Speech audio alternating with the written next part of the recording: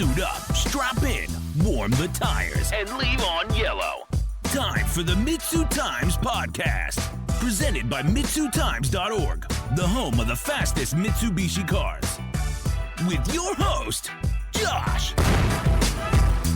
What's going on, guys? Welcome to another episode of the MitsuTimes podcast. Today is a rerun of a tech talk we did with Precision Mass Airflow Solutions, also known as PMAS, and Mr. Warren DeSouza himself.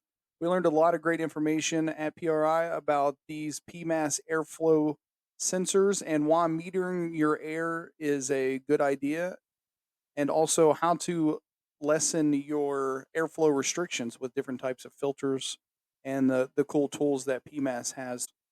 Enjoy. Hey, what's going on, guys? My name's Josh. Welcome to another episode of Tech Talk. My special guest today, Mr. Warren DeSouza, who's representing PMAS. How are you doing today, sir? I'm doing great. Thank you so much for having us on the show. Welcome everybody to PRI. Just a little bit of a plug for the PRI community. If you've never been to PRI, please take the opportunity to come meet all the different manufacturers that are out here, meet your fellow enthusiasts, come and see what the industry has to offer you. And it is just a really wonderful event for people to come and connect with your fellow folks that love speed. Love racing.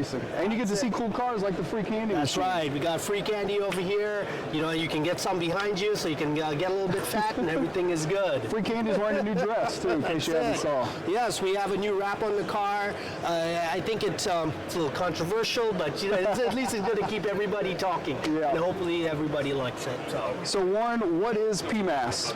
Okay, so we're here representing professional mass air flow systems, and one of the things that this company is involved with is not just mass airflow sensors. It is also things with cold air kits, to lab grade sensors, to reducing the restriction that's in your car. And like, since it's a tech seminar, you know, we want to look at things more from the science side of things, and PMAS does that.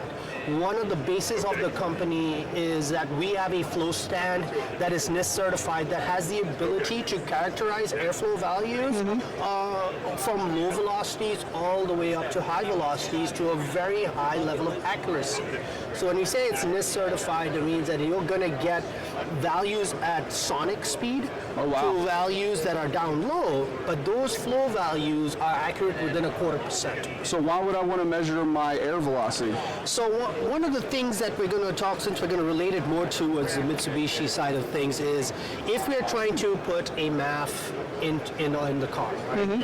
As racers, as people that want to be cognizant of what's happening to our engines, the more information that we have, the better decisions we can make. For sure. When it comes to how much power we make.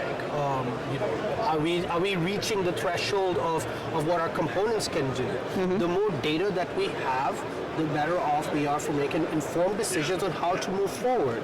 So one of the things that we did with Free Candy is we had that ability to calibrate mass airflow sensors to that level of accuracy. Yeah. So what I mean by that is if you were to take a factory MAF, for example, like this is a slot style Hitachi MAF, we want to take this and place it into a larger pipe, right? Because if we're putting a larger pipe in front of our system, that's going to say that's less restrictive, right? But when you do that, you run into the situation where your airflow values are not characterized well, right? It might work well for cruising, but it might not work well for idle. Yeah. Now, as we grow as a community, we want it all. We want the 2,000 horsepower, but we also want to drive our car in the street. Right.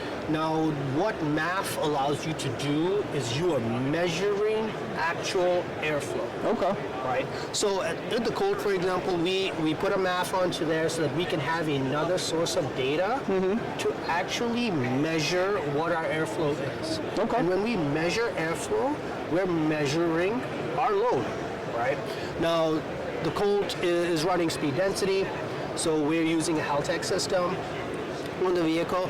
Where speed density, for your viewers that don't know what that is, we are taking data, which would be your IAT, what your RPM points are, and then coming up with our volumetric efficiency, or how efficient our engine is based on its displacement, and then figuring out what the injection time of fuel would be that we need to put into the car so that it can run. Right. Well, that is based on a theoretical, educated guess. Right. One of the nice things about mass airflow sensors is you're measuring that. So you're measuring what your load is, and now when you have your theoretical load from your VE setup, you can use that data from the MAF to dial in your VE tables to a higher level of accuracy. One of the other benefits that we're hoping to gain with putting a MAF on this car is, well, it's auditable, meaning that if you were to increase a couple pounds of boost, did the airflow or the mass of air that's entering the engine, did that change? Did that increase? Are you at the edge of performance, or do you have room to grow into your system? Right. Take example for us, we got to the point we were running about 64 pounds of boost on the old Borg Warner charger that was on the car. We tried to increase the boost a little bit more by saying, you know what, let's just shut let's put air to the top of the gate. Yeah.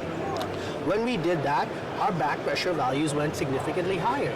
Now, at the time, we didn't have the mass airflow sensor hooked up in there. We would have been able to see that from that mass airflow curve, we were already peaking the amount of flow, regardless of how much boost we were going to increase it by.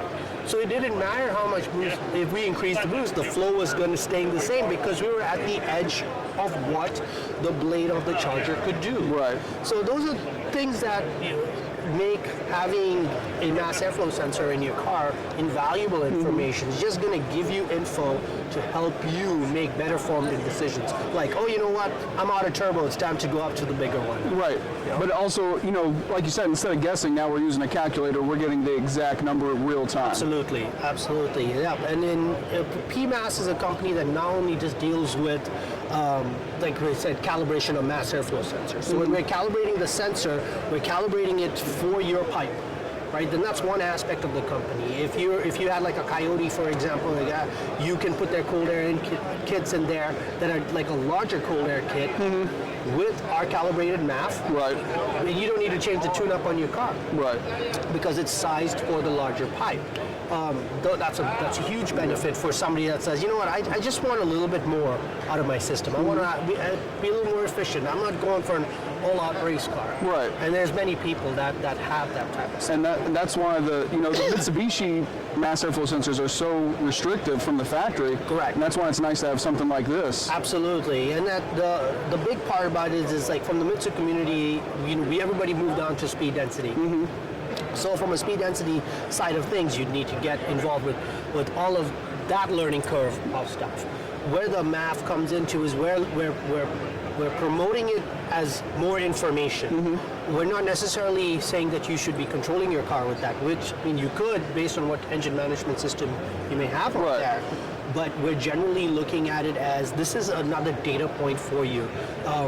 One of the other benefits from a shop's perspective is if you were to take a MAF and include it with your dyno, right? So because of the way that we're calibrating things and to that level of accuracy, you can now correlate what you get on the dyno with actual airflow values. And improve your drivability. Improve your drivability, like make sure that it's auditable so that you can actually see with data what those changes that you did on your car and how they were effective, right? Or were they effective in the first place? Yeah.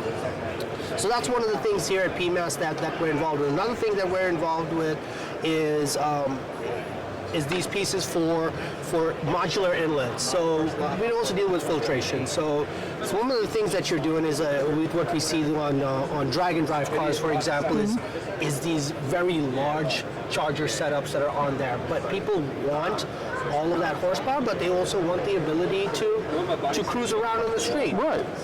And what we see is folks that are going to be putting mesh in front of their chargers, so that you're not getting debris or cats or dogs or any other birds flying into your turbo. Right. Now, what that effectively does is, like, you've got, let's say you have a 4-inch inlet charger. Let's use a commonplace charger, and you're going to Home Depot and you're going to put that chicken wire that's on the front of it. Yeah. You've effectively reduced what that cross-sectional area is in front of your charger. And the biggest thing with power is you want it to be less restricted. Right. So why would you go out there and spend $5,000 or $4,000 on your fancy new turbo and then cover it up and restrict it? Yeah. Why would you do that? So we all know in the community is that velocity stacks are important, right? So this velocity stack in here is something that we came up with from a modular system where you could have just a velocity stack on there. Now, why does a velocity stack work with airflow? You're changing what the boundary layers are on the system, right? You're going to have an area where there's high velocity, and you're going to have an area where there's lower velocity. The velocity stack helps direct that air into your system so it's less restricted. Yeah. So we went one step further, like, well, let's just make it, if we make it modular, we can now have a velocity stack with the screen on there. Yeah. We're giving you that option where somebody might argue, well, okay, if we have the mesh here, isn't it still restricted? Well, it isn't on the 4-inch side. It's on the outside layer of the velocity stack, right? By having it on the outside side of the velocity stack, you're protecting your system, but not that restriction is being reduced. Not restricting the flow. Correct. So you want to go one step further from that. It's like, well, I want a little bit more protection than just the screen. Right. We offer a filter system that's in here. It's kind of see-through, but it would, this would stop the rocks if you would. Right. But you still have a dust situation in there, and it's completely modular with a nut and bolt setup through here. Wow.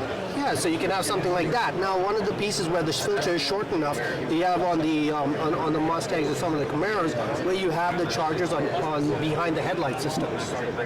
Right, by having it behind the headlight system, you might not have enough space. Oh, okay. This filter might allow you to do that. If you wanted a little bit more protection, you could go with a larger filter. So we have different options in there to make the inlet system for the charger modular. You could also use this if you were a naturally aspirated car. Wow.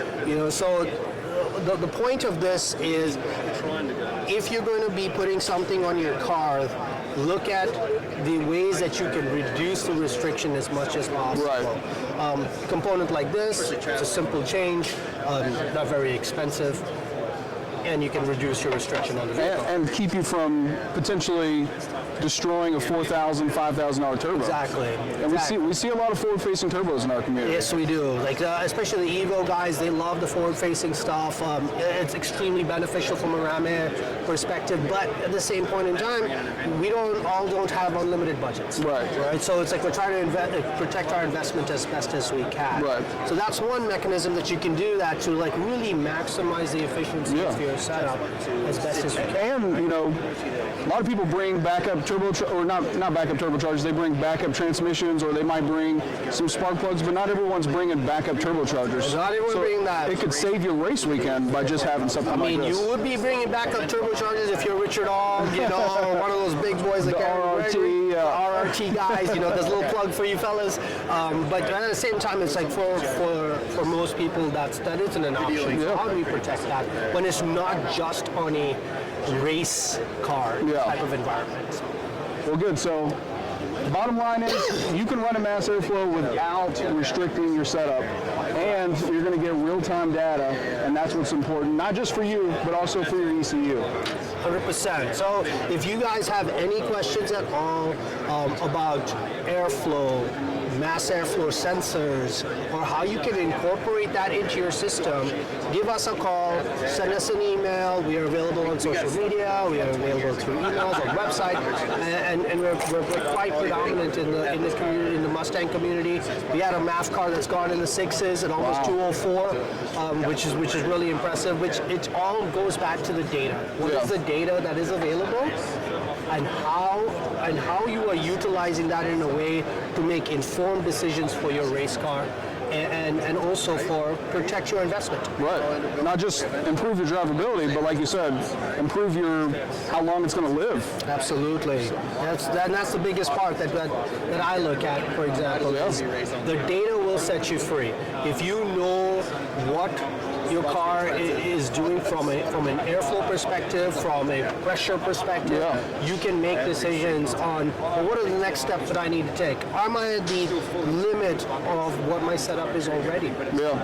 And I think having measured values versus educated guesses or hearsay, it gives not if you're a shop, not only gives your clientele that ability to understand that, I'm at the limit, I need to change something, or B, the stuff that I just did make a big difference in myself. Or maybe the guy who tuned my car on speed density didn't quite get the tables right. Well, maybe there's some room for improvement, because we all do the best that we can, right, with the information that's provided to us. But if the information that's provided to us isn't as accurate as it could be, then the results are going to reflect that. Yeah.